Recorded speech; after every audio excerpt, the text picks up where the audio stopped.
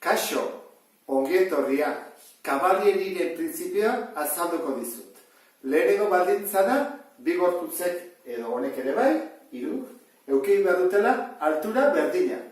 Ikusten ez du bezala, hiru dute altura berdina, ezta?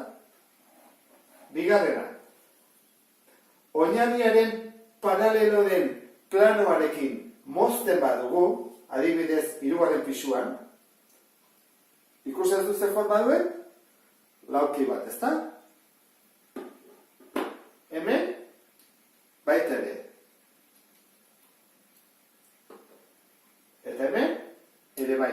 Hiruak berdinak dira, bai, ezta?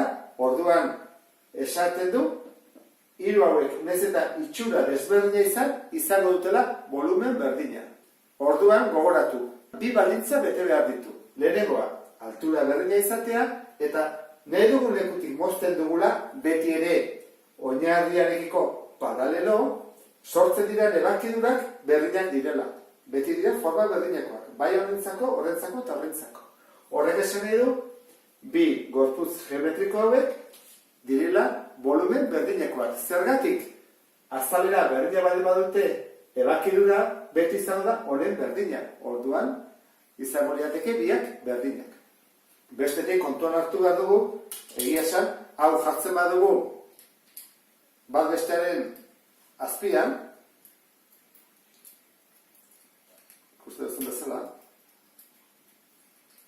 lortzen dugu berriro volumen berdina. Eta hori bai, nez eta itxura desberdina izan, jartzen badut horrela, lortzen dut volumen berdina.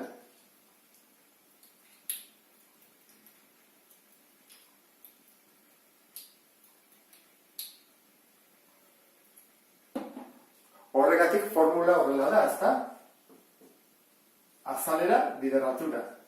Formula honetan azaltzen den bezala, kabalierik esaten duen bi baldintzak betetzen dira.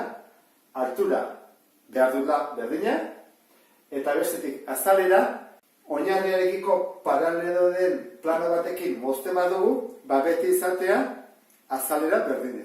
Eta honekin ulertu duzulakoan, beste bat arte, agur.